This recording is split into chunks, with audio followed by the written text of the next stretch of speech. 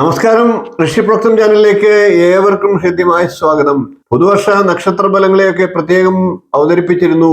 ഓരോ രാശിക്കൂറുകാരുടെയും ഫലത്തെയും പറഞ്ഞിരുന്നു. ഓരോ നക്ഷത്രക്കാർക്ക് പ്രത്യേകമായിട്ടുള്ള ഫലത്തെയും പറഞ്ഞിരുന്നു. പുതുവർഷത്തിൽ രാഹുകേതുക്കളുടെ ഗുണവും ദോഷങ്ങൾക്കുള്ള പരിഹാരവും ഒക്കെ നമുക്ക് ചിന്തിക്കേണ്ടത് അത്യാവശ്യമാണ്. വ്യാഴവും ശനിയും ഒക്കെ കഴിഞ്ഞാൽ രാഹുകേതുക്കളാണ് ഫലദാന വിഷയത്തിൽ വളരെ പ്രധാനമായിട്ടുള്ളത്. എല്ലാ ഗ്രഹങ്ങളുടെയും സമ്മിശ്ര ഫലമാണ് ഒരു വ്യക്തി അനുഭവിക്കുക. എന്നിരുന്നാൽ പോലും രാഹുകേതുക്കളുടെ ദോഷഫലങ്ങളെ അറിഞ്ഞ് ആ ദോഷഫലങ്ങളൊക്കെ ഒരു വ്യക്തിയുടെ ജീവിതത്തിൽ ഫലമായി വരാൻ സാധ്യതയുണ്ട്. അതേപോലെ തന്നെ ഗുണങ്ങളും വരും. എന്നിരുന്നാലും എല്ലാ കാര്യങ്ങളും ഒന്ന് അറിഞ്ഞിരുന്ന് അതിന് പരിഹാരം ചെയ്യുക എന്നുള്ളത് വളരെ പ്രധാനമാണ്. പുതുവർഷത്തിൽ രാഹുകേതുക്കൾക്ക് 2024 രാഹുകേതുക്കൾക്ക് രാശിമാറ്റമില്ല. അതുകൊണ്ട് തന്നെ ഈ 2024 രാഹുകേതുക്കളുടെ ഓരോ രാശിക്കൂറുകാരുടെയും ഫലത്തെ പറഞ്ഞുകൊണ്ട് ഗുണവും ദോഷവും നമുക്ക് ചിന്തിച്ച് അതിന് പരിഹാരവും കണ്ടെത്താം. അതുവഴി നമുക്ക് ജീവിത വിജയം നേടാനായിട്ട് സാധിക്കും.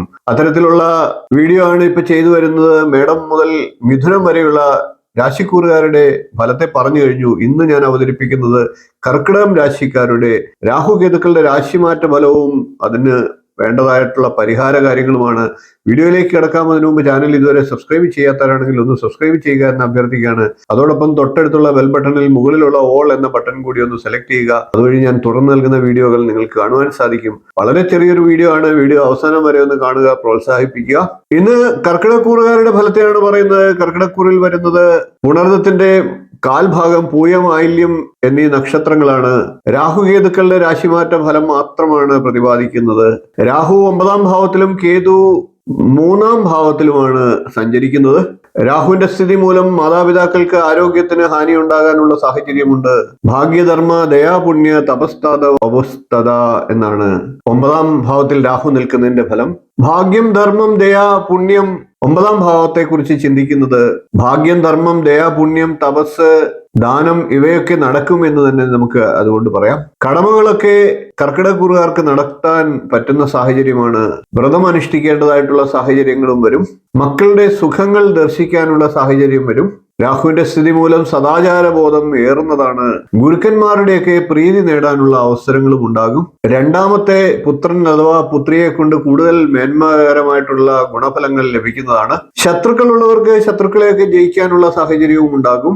വിദേശവാസത്തിന് ആഗ്രഹിക്കുന്നവർക്ക് അതിനുള്ള സാഹചര്യം ഉണ്ടാകാം. വിദേശത്തൊക്കെ തൊഴിൽ നേടാൻ ആഗ്രഹിച്ച് ശ്രമിക്കുന്നവർക്ക് അത് ലഭിക്കാം. പുണ്യ തീർത്ഥയാത്രകൾക്കൊക്കെ സാഹചര്യം ഉണ്ടാകും. പിതൃസ്വത്ത് ലഭിക്കാനുള്ള സാഹചര്യങ്ങളുമുണ്ട്.